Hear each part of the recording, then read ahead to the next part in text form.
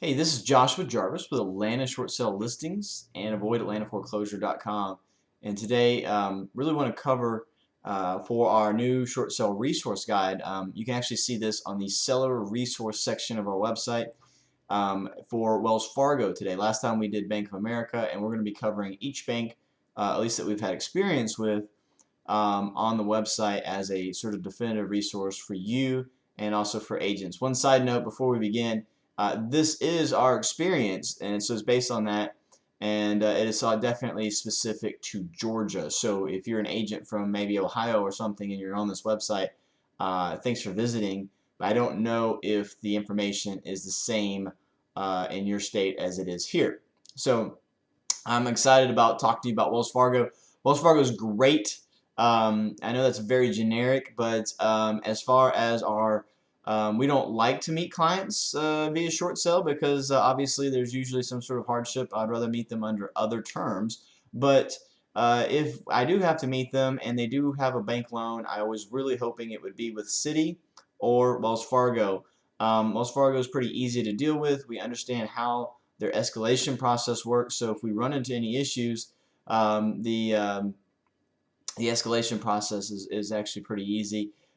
They're not as easy as some companies have made it, but again, it is relatively easy to get to someone who can help make a decision. They do tend to act a little bit more rational. They're a bank, so they still don't operate in our reality, but at least they do operate in some sort of rational sense when we run into roadblocks, specifically with like BPOs, for instance.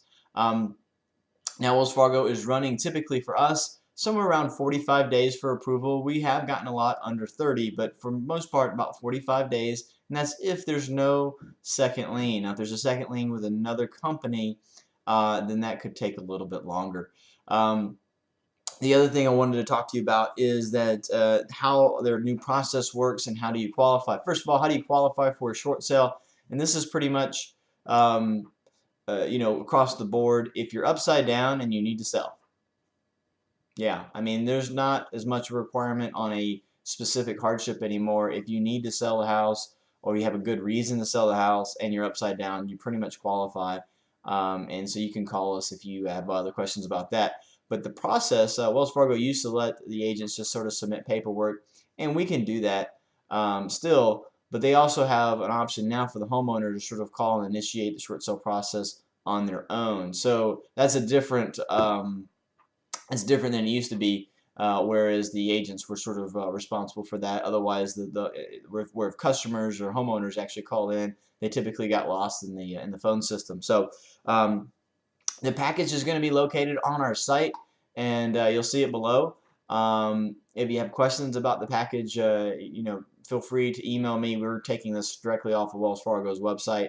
Also, the phone number listed is directly off the Wells Fargo website as well. And then finally, you may ask us about the approval process, what's required, those kinds of things. Is there any sort of deficiency judgments and those kinds of things? We haven't seen Wells Fargo go after any clients.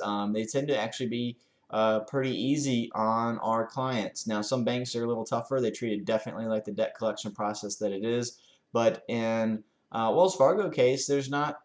We haven't really seen them do that. They typically aren't asking for money at the end. And of course, each situation is completely different. Sometimes Wells Fargo is a servicer, and so we don't know what the investor may decide to do. So if you have any other questions, just post them below on this page, or feel free to contact us via AtlantaShortSaleListings.com or AvoidAtlantaForeclosure.com. Thanks so much for watching this video. Take care.